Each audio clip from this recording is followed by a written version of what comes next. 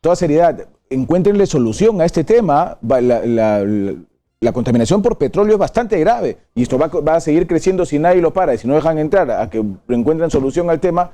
¿Cuándo? Muchas gracias. Nos vamos al corte, 9:33, ya venimos.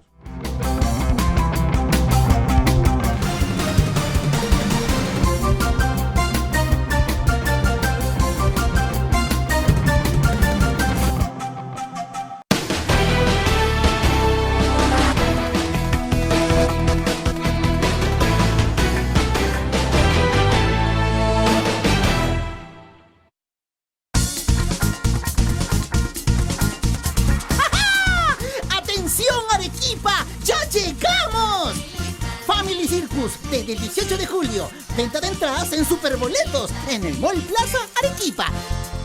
Te lo dice tu amigo Teodoro. ¿Querías cumbia? Sufra, que chupe, que llore. No se juega. Papilón, la del rico vacilón. Cínico, falso, embustero, ¿cómo te atreviste a dañarme la vida?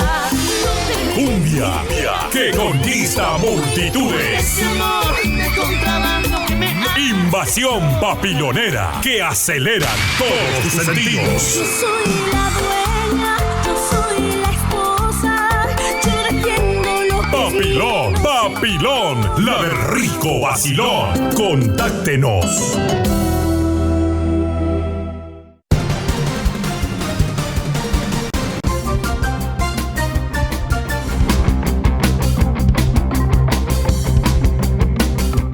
Muy bien, señores, regresamos al programa. A ver, yo me había olvidado a la hora de que hablé en el primer bloque sobre el tema del doctor Rafael Vela y lo que pasaba con esto, de la manera como están tratando de obstaculizar la chamba no solo del coordinador, sino que a partir del coordinador de la Comisión Lavallato, ¿no?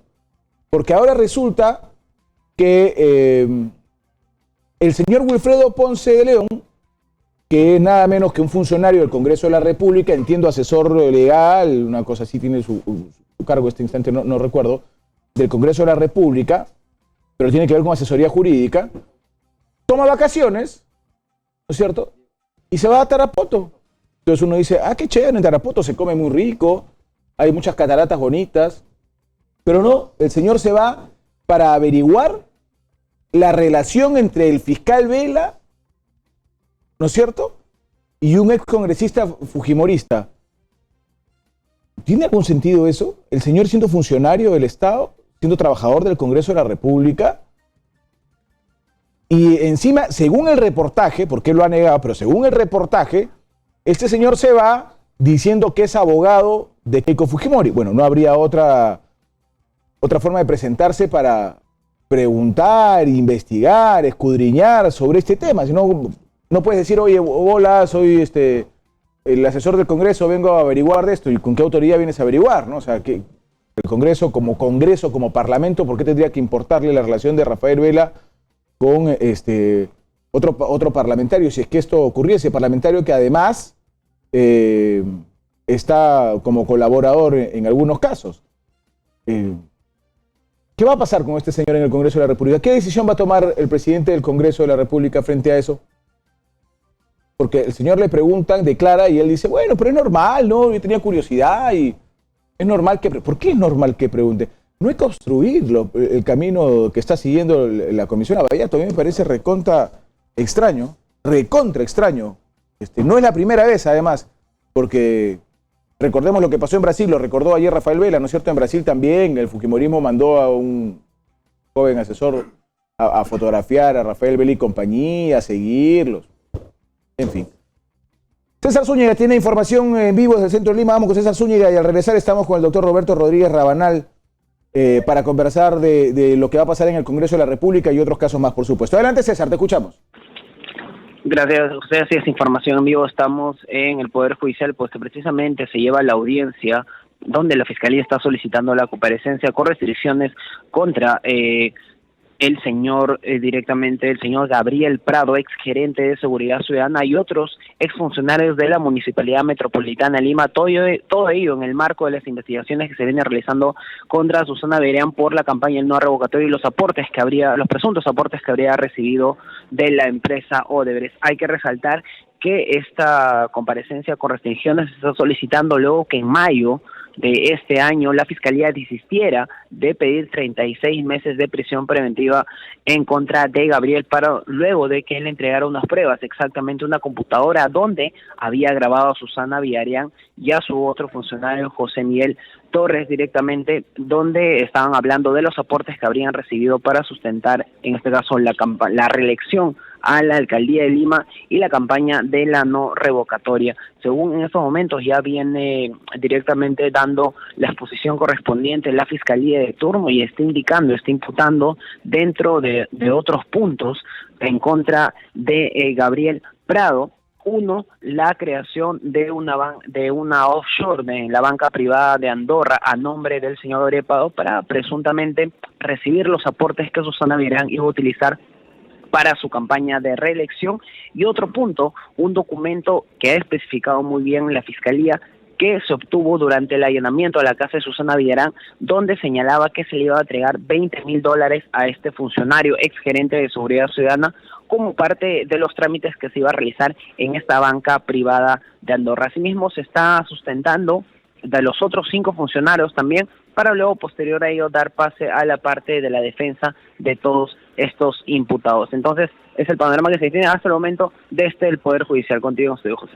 Gracias, César. Estaremos al tanto para ver qué ocurre con relación a este tema. Y Salvador del Solar, presidente del Consejo de Ministros, y el ministro de Justicia, Ceballos, deben estar seguramente hoy, porque están citados en el Congreso de la República, en la Comisión de Constitución, para seguir sustentando el tema de la reforma. Y creo que es el primer tema que vamos a conversar con nuestros invitados. Está, como les dije, el doctor Roberto Rodríguez Rabanal con nosotros, que es presidente del Comité Ciudadano por el Perú, y está con nosotros Luis Herrera también, que es analista político. Gracias a ambos por estar aquí. Un gusto. Muchas gracias. Buenos días. Buenos días.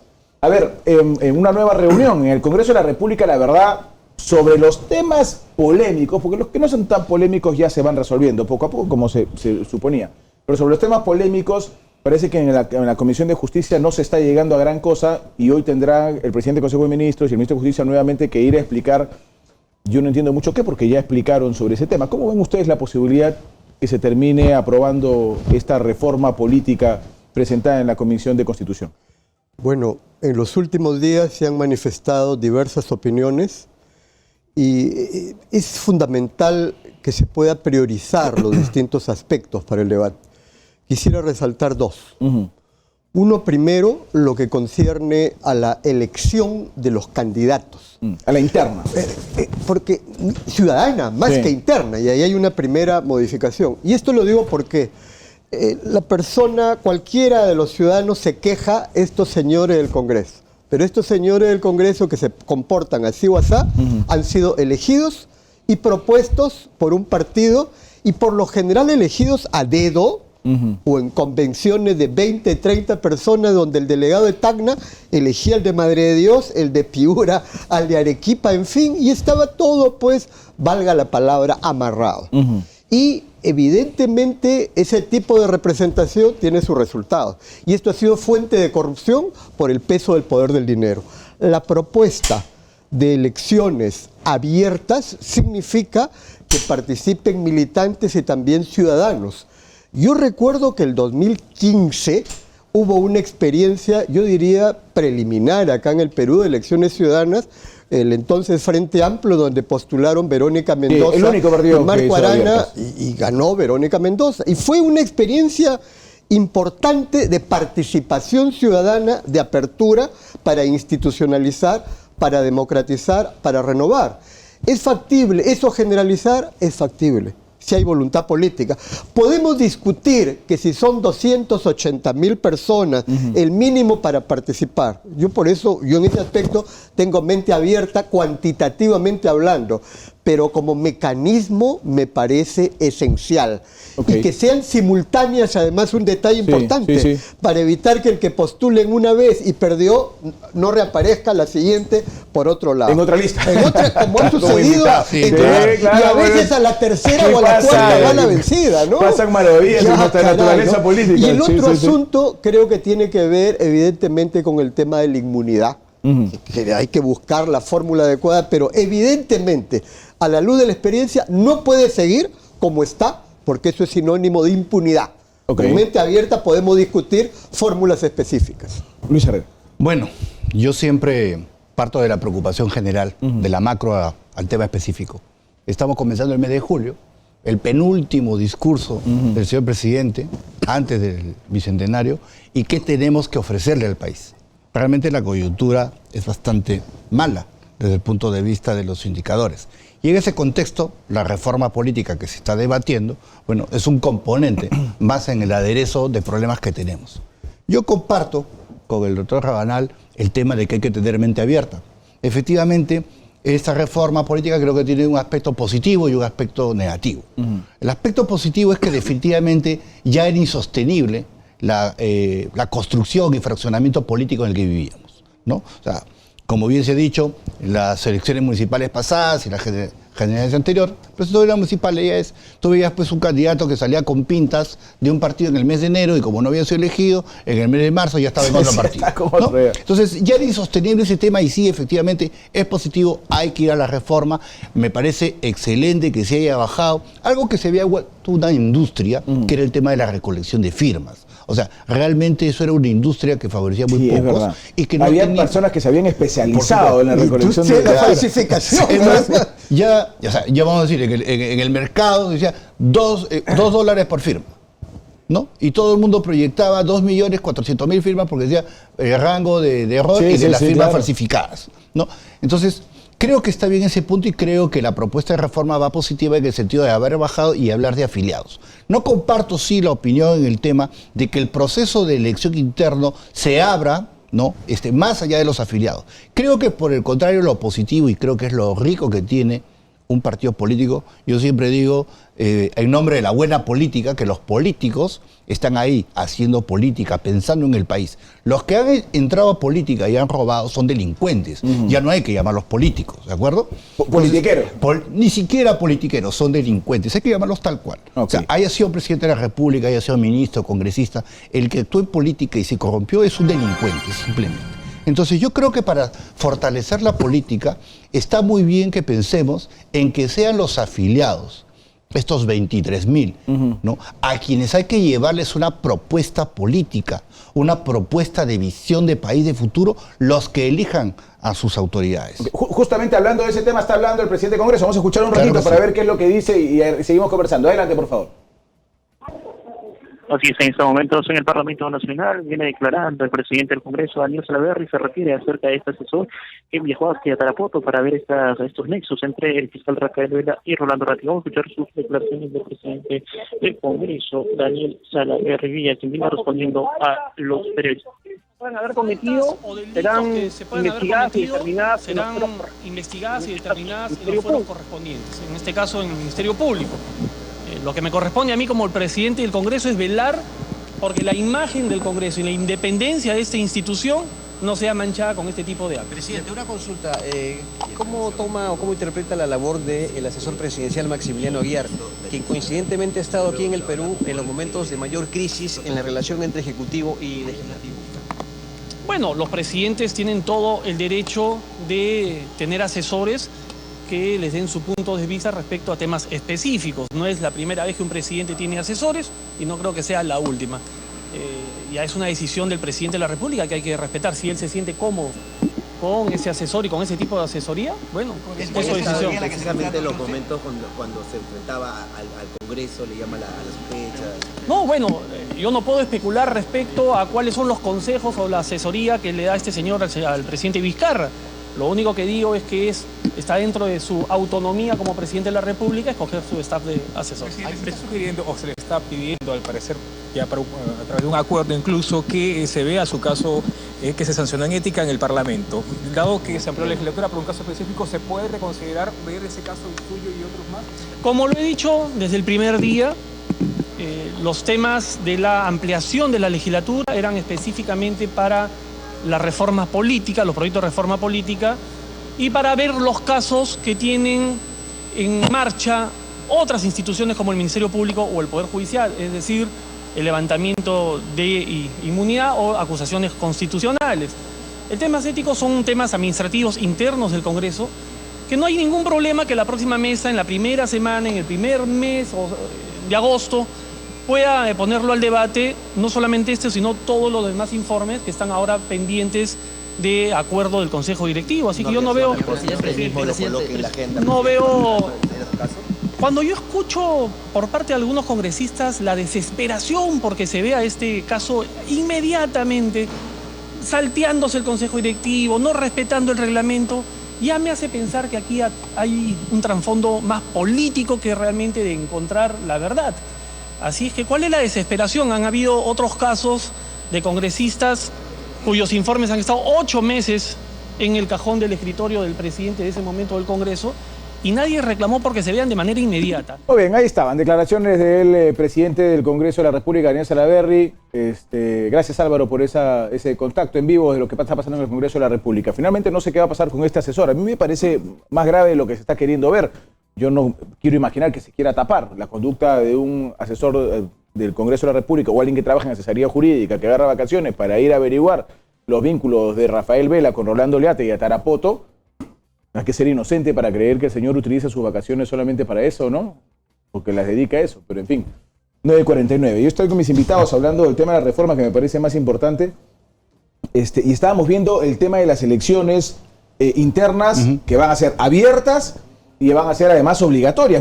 Ahora el cuestionamiento que se está teniendo en la Comisión de Constitución, porque ya hasta en eso han bajado un poco, ¿no? Ya en la Comisión de Constitución ahora dicen, sí, y estamos de acuerdo con que sean abiertas, dice, ahora ya están poniéndose de acuerdo, pero no que sean obligatorias.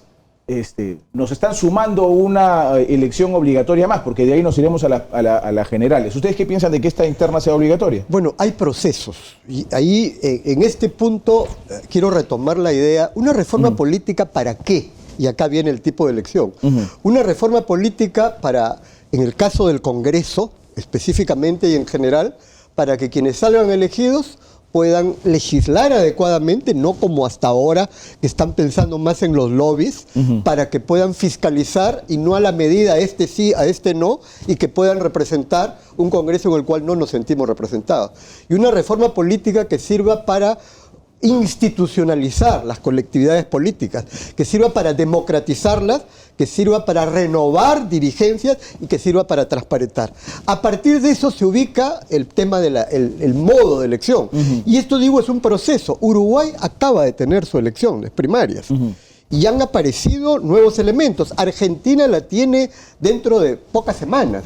Son procesos más avanzados. Pero creo que con este sistema ahí nomás nos quedamos, ¿no? O sea, no hay muchos países que tengan este sistema. Hay que avanzar en esa medida y, así como hay el chisme negativo, el efecto contagio en positivo. Y creo que si avanzamos en elecciones primarias abiertas, que sean simultáneas, el tema de la obligatoriedad inclusive podría ser, quizás esta vez no, puede ser a la siguiente como parte de un proceso. Yo creo que hay temas fundamentales y hay temas que se puede tener un marco de flexibilidad, pero creo que la invitación a que la ciudadanía participe para darle mayor legitimidad en una situación en que los partidos políticos la han perdido, va a ser fundamental. ¿Qué piensas, Luis? Yo creo lo que decía en la participación anterior. Hay aspectos positivos y negativos. El negativo es la expectativa que se nos vende, ¿de acuerdo? Yo comparto. ¿Reforma política para qué? Toda propuesta, todo discurso político tiene un trasfondo. Y el trasfondo es la lucha o la mantención del poder. ¿De acuerdo? Acá hay un trasfondo y ¿qué es ese?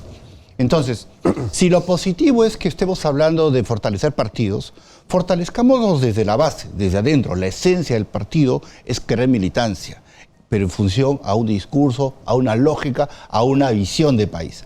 Entonces, Yo no comparto el esquema de querer llevar este tema nuevamente a la expectativa así. Bueno, para transparentarlo, para democratizarlo, hay que llevarlo a un proceso guiado por el OMPE y a todos los ciudadanos.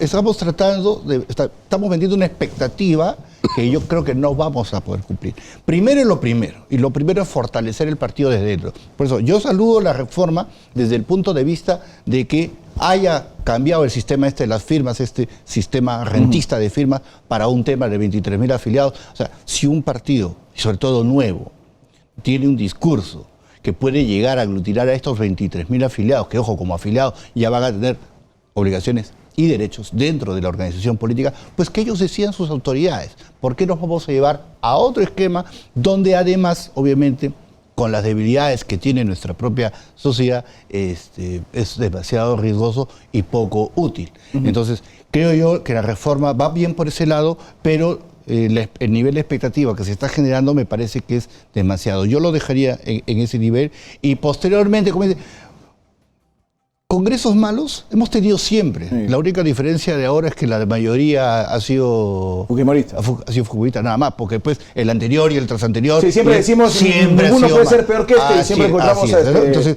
tampoco cosas que lo hacen peor. Así es. Entonces, acá el gran reto es fortalecer partidos.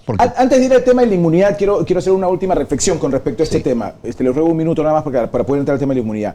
Y es nuestra realidad, porque hay que pintar las reformas no pensando en una realidad europea, sino pensando en la que vivimos en el país. Claro. Mi pregunta es, si cuando vamos a elecciones tenemos estos parlamentarios sabiendo que escogemos a 130 y probablemente, yo estoy casi seguro, doy mi brazo izquierdo, los peruanos no conozcamos pero más que a 30 de los 130, y ni siquiera sabes cómo es que algún parlamentario salió con 2.000 votos electo, ¿no es cierto? ¿Cómo vamos a hacer para ir a elegir en un determinado partido? Sobre todo los que no formamos parte de ningún partido. O sea, yo me voy a tener que poner una semana antes a pensar si voy a ir a votar o al APRA o a Acción Popular o al PPC o al Moradito o a cuál voy a ir y tendré que estudiar la lista de cada esta organización y qué pasa si en realidad la organización por la cual yo voy a votar cuando vengan las elecciones generales yo no quiero votar por esa, yo en realidad voy a querer votar por otra porque la que no me convence. ¿Cómo podemos manejar esto en nuestra realidad, doctor? Bueno, en primer lugar, el Perú no tiene sistema de partidos actualmente, ni siquiera tiene partidos. Sí, en eso estoy de acuerdo. El último sistema de partidos que mal que bien funcionó fue el de la década del 80, donde teníamos el carril del PPC, el carril de Acción Popular, el carril del APRA y el carril de Izquierda Unida como partido frente. Y era impensable que uno apareciera de un momento a otro en el otro lado. Eso es lo primero. Eso ha sido hecho añicos en la década del 90 con esa mezcla de cóctel molotov entre fujimorismo y senderismo. Que explotó. ¿Qué tenemos ahora? Tenemos franquicias, tenemos vientre de alquiler. De frente a eso, ¿qué hacer? Se trata de encerrarse en sí mismo y decir, este es un partido ideológico con su aparato orgánico, mirándose el ombligo a sí mismo, o son partidos que se construyen con un proyecto de país, con un ideario, con un programa y evidentemente con una base organizativa de cara a la sociedad de un Perú diverso. Si esto es así, el sistema de elecciones primarias abiertas va a facilitar ese proceso. No lo va a encerrar en sí mismo, sino lo va a abrir. Si tuviéramos un sistema de partidos consolidados ahora, creo que estaríamos hablando de otra cosa, pero estamos muy lejos. Y estoy viajando. Pero eso de las organizaciones me parece un poco soñadora, pero el que no sueña se queda dormido. Metafóricamente hablando. No, redondeo la idea. Yo he viajado bastante en los últimos meses y algo importante, yo identifico diferentes tipos de liderazgos de este Perú diverso en diversos departamentos, regiones. Y cada quien conoce a sus líderes, no el que apareció con el poder del dinero. Yo creo que eso es una oportunidad para la renovación de liderazgos, pero en el marco de una institucionalidad que se abre democráticamente. Luis, un minuto para poder entrar. Sí, bueno, solamente para la inmunidad. En los 80 los partidos desaparecen, más que por el fujimorismo, por sus propios errores, porque también, igual que hoy, fueron incapaces de poder darle una propuesta de crecimiento al país, si no, no hubiéramos llegado al desastre que llegamos en los 90. Entonces, lo que pasa es que en los 90 para adelante, la destrucción, ¿no?, del esquema político, en gran parte por culpa de los propios partidos políticos, la izquierda, el APRA y la derecha vigente, y acentuada por los 90, obviamente nos trae el fraccionamiento y el imposicionamiento del poder económico detrás de los partidos. Entonces yo creo que esa reflexión que tú hacías, que entiendo que la estabas haciendo para la elección interna, tal cual se está haciendo la propuesta, es inmanejable. Por eso que en este momento yo decía, aterricemos el tema. ¿Reforma? Sí, pues hay que ir a hacer una reforma. ¿Afiliados? Perfecto. Pero de esos afiliados sé que los partidos tienen que tener el esfuerzo de conseguirlos a través de una propuesta de visión de país ideológica, ya no pues de las pasadas, sino mirando hacia el futuro. Ese es el gran reto. Y que esos 23.000 elijan a sus autoridades. O sea, nuevamente, igual, si no va a pasar igual que la Junta Nacional de Justicia.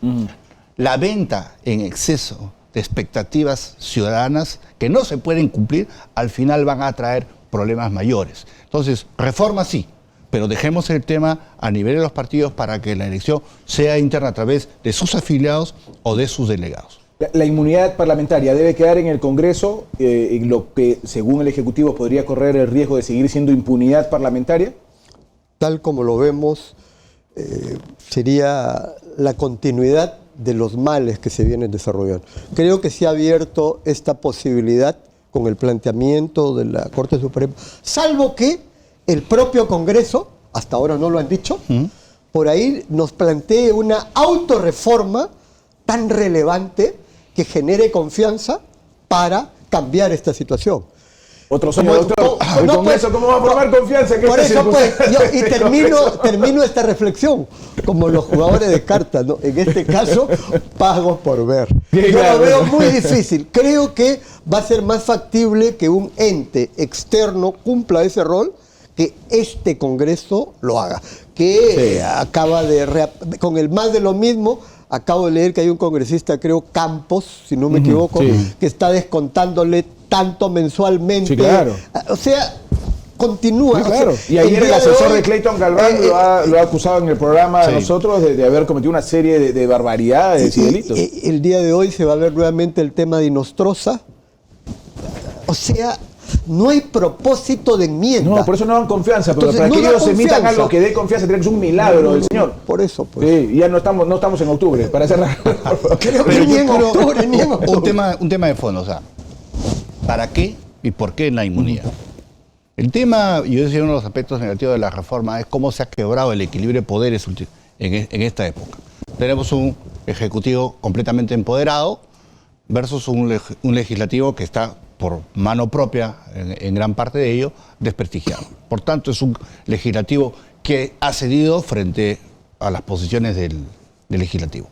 Tenemos una relación entre un legislativo y un poder judicial, donde el presidente del ejecutivo es el presidente de la reforma del tema judicial. Y tenemos una relación entre el judicial y el legislativo, donde lo judicial, en gran parte, se entiende, el tema político se un esquema de judicialización. Entonces, en este esquema, el equilibrio de poderes se ha roto. Y cuando se rompe el equilibrio de poderes, obviamente, hablar de los temas de inmunidad también es hablar nuevamente, ¿no?, de un trasfondo, y es un manejo de poder. Por definición teórica, ahora que se habla tanto del constitucionalismo, ¿no?, los temas de inmunidad, por el ejercicio del cargo de congresistas, tiene que estar en el Congreso. Lo que pasa es que hay que entrar al detalle, y ahí yo comparto. O sea, por ejemplo, el Congreso, pues, esto es un tema de reforma del reglamento interno. Todos los delitos que vienen previo a que la persona haya asumido el cargo de congresista no tienen que pasar, pues, por el tema de levantamiento de inmunidad. De levantamiento de inmunidad. Debe ser automático. Porque es automático, porque son previos. Pero lo que ya es dentro del ejercicio del cargo, no, usted no, es el ejercicio del cargo del congresista, tiene que seguir manteniendo el tema de la inmunidad dentro del Congreso, pero es dentro del reglamento del Congreso que hay que agilizar el mecanismo del levantamiento. Ojo que va de la mano con el tema que siempre hemos discutido, ¿no? O sea, ¿sentencia en primera instancia o en sentencia ya definitiva? O sea, nuevamente, el tema de la inmunidad también forma parte y colisiona con otro tipo de derechos. Entonces, a seguirlo. Tenemos menos de 24 días, ¿no? Porque es hasta el 25 la legislatura, supone que antes debería estar resuelto. Pero no es tenemos que ya mucho tiempo, justamente ¿no? la parte del tema nuevamente, por eso siempre hablábamos de los modelos bonapartistas, ¿no? Los modelos bonapartistas es cuando el Ejecutivo tiene una primacía absoluta sobre el Legislativo. Entonces, Como que si hasta el 25 no se aprueban las 6 reformas, ¿qué va a pasar? Bueno, pero así está planteado, ¿no? Pero es que está Va a planteado... decir, no, tu confianza fue mentirosa, así es que yo no sé de qué artículo se van a pero valer está para... planteado por los que aprecian el modelo bonapartista. No, pero- No es lo más democrático. 30 segundos, doctor, por favor. Uno, hablamos del equilibrio de poderes, pero en el Estado arriba, y pareciera que no hubiera ciudadanía. Primer tema de fondo, en la construcción de un modelo de sociedad democrática. Por lo tanto, el tema de pueblo soberano, poder ciudadano es fundamental. Y segundo y último, en relación a este tema, la posibilidad de encontrar el detalle. Yo no sé si estamos pensando en esa famosa película de Cantinflas. Ahí está el detalle. Es bastante complicado. En esa medida creo que está en la cancha del Congreso en estos días, pero como ciudadanía, nosotros sacamos, en base a la experiencia del Comité Ciudadano por el Referéndum, conformar como espacio abierto el Comité Ciudadano por el Perú, la vigilancia ciudadana es fundamental. Bien, que no nos la hagan una vez más y que no actúen a nuestras Yo no sé si aguantaríamos una vez más. Pero eso es que asumamos ciudadanía. Sí, claro. Que todos asumamos ciudadanía. Y cuando asumamos ciudadanía, entonces la gente se informa y vota bien. O sea, no solo ser habitantes, ser Así ciudadanos. es, así es lo es. primero que Esa es deberíamos la clave. aprender a hacer. Muchas gracias a ambos, muy amables. Gracias por muchas estar con nosotros. Corte y regresamos.